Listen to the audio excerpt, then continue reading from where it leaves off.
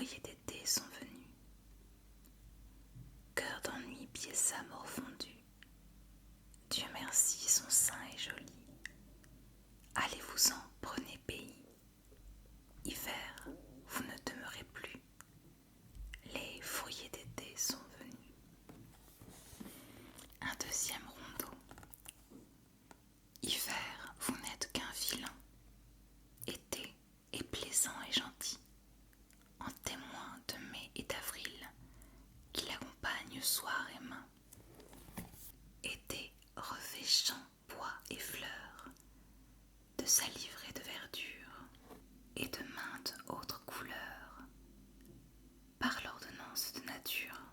Mais vous, hiver, trop être plein de neige, vent, pluie et grésille, on vous doit bannir en exil. Sans point flatté, je parle plein. Hiver, vous n'êtes qu'un vilain.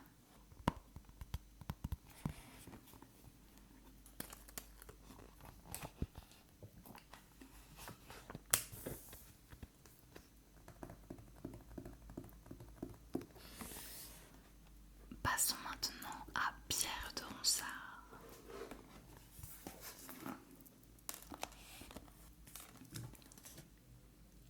Ô fontaine bellerie, belle fontaine chérie, de nos nymphes cantons-nous les caches au creux de ta source, fuyante le satiro, qui les pourchasse à la course, jusqu'au bord de ton ruisseau.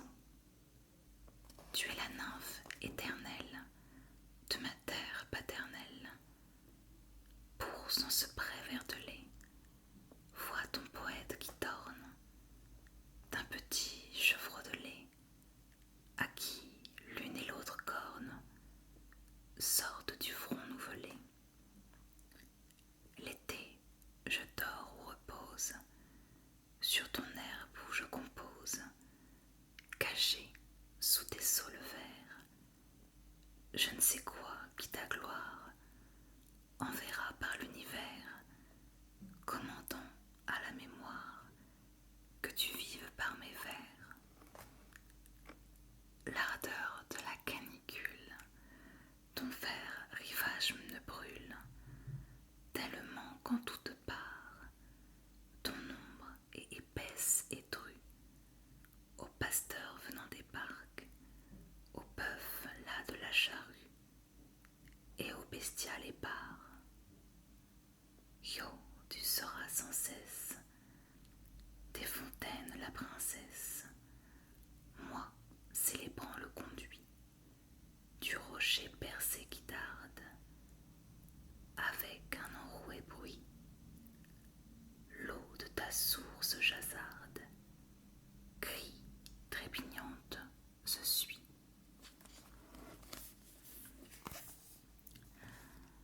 La fameuse canicule. Aparté, je suis en sueur. Je vous filme cette vidéo par amour de la poésie et respect pour vous. Une petite fable pour changer tes poèmes. Et attention, elle n'est pas de Jean de La Fontaine, mais de Clarisse de Florian. Elle s'intitule Le Grillon.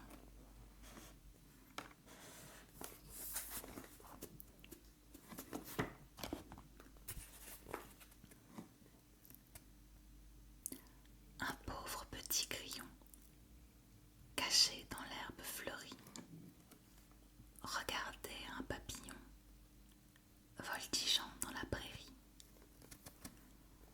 L'insecte ailé brillait des plus vives couleurs.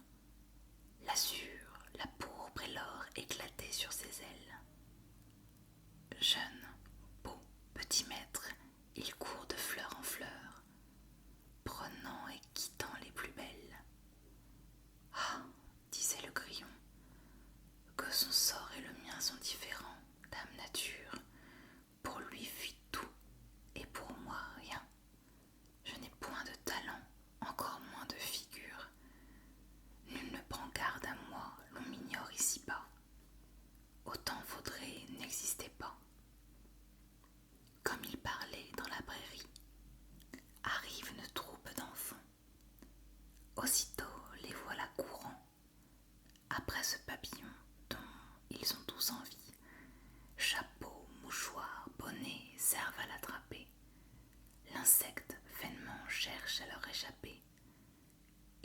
vint bientôt leur conquête. L'un le saisit par l'aile, un autre par le corps, un troisième survient et le prend par la tête. Il ne fallait pas tant d'efforts pour déchirer la pauvre bête. Oh oh, dit le grillon, je ne suis plus fâché. Il en coûte trop cher pour briller dans le monde. Combien je vais aimer ma retraite profonde. Pour vivre heureux, vivons cachés.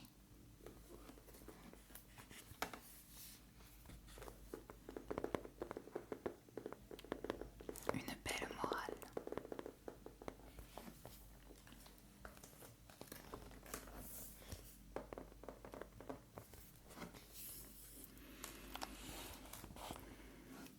Avançons dans le temps et écoutons Victor Hugo nous raconter un jour de fête aux environs de Paris. Midi chauffe et sème la mousse. Les champs sont pleins de tambourins. On voit dans une lueur douce des groupes vagues et sereins. Là-bas, à l'horizon poudroie, le vieux donjon de Saint-Louis. Le soleil, dans toute sa joie, accable les champs éblouis. L'air brûlant fait, sous ses haleines, sans murmure et sans écho, luire en la fournaise des plaines la braise des coquelicots.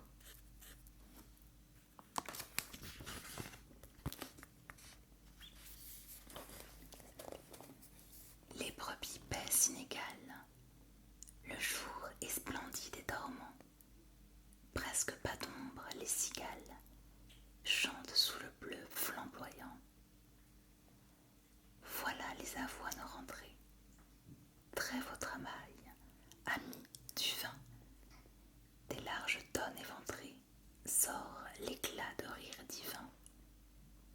Le buveur chancelle à la table, qui boite fraternellement. L'ivrogne se sent véritable, il oublie, ô clair firmament, tout, la ligne droite, la gêne, la loi, le gendarme, l'effroi, l'ordre et l'échalade surène raillent le poteau de l'octroi. L'âne broute, vieux philosophe, l'oreille longue, l'âne en rit, peu troublé d'un excès d'étoffe, et content si le pré fleurit. Les enfants courent par volées. Clichy montre honneur aux anciens, sa grande muraille étoilée par la mitraille des Prussiens. La charrette roule et cahote, Paris élève au loin sa voix. Noir chiffonnier qui dans sa hotte porte le sombre tas des rois. On voit au loin les cheminées et les dômes d'azur voilés. Des filles passent couronnées de joie et des fleurs dans les blés.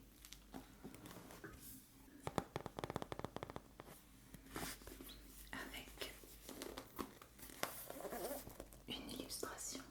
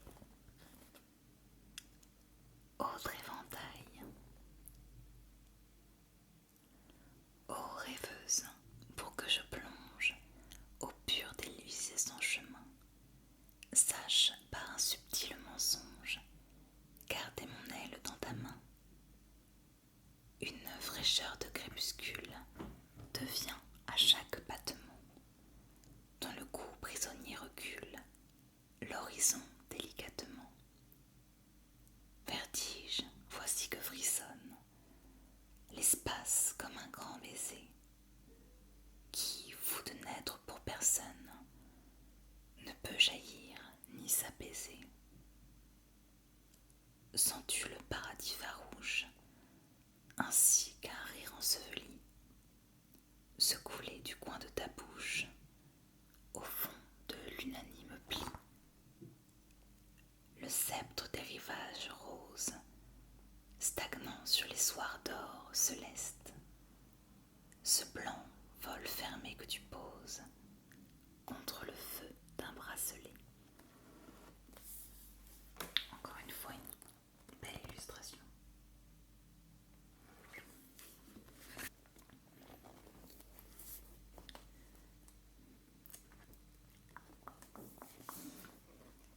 Et nous allons terminer par Arthur Rimbaud.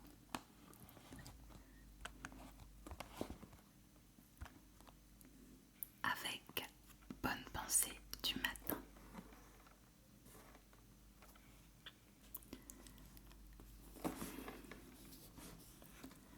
À 4 heures du matin, l'été, le sommeil d'amour dure encore. Sous les bosquets, l'aube évapore l'odeur du soir fêté.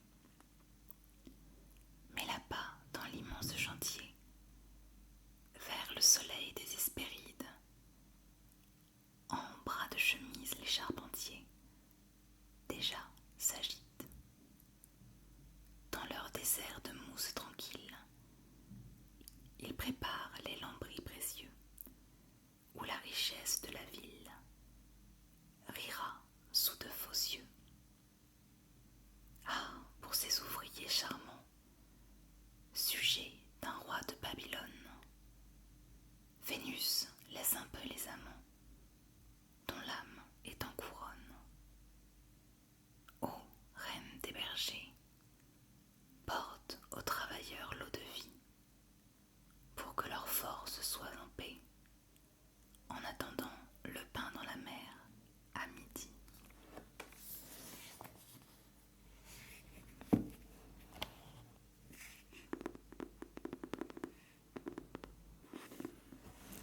J'espère que ces poésies estivales, pleines de soleil et de labeur pour certaines, vous auront plu. J'ai eu plus de mal à trouver des poèmes avec ce thème. L'automne est beaucoup plus propice à l'inspiration poétique, on ne va pas se mentir. La vidéo dans 3 mois sera donc plus longue, je vous le garantis.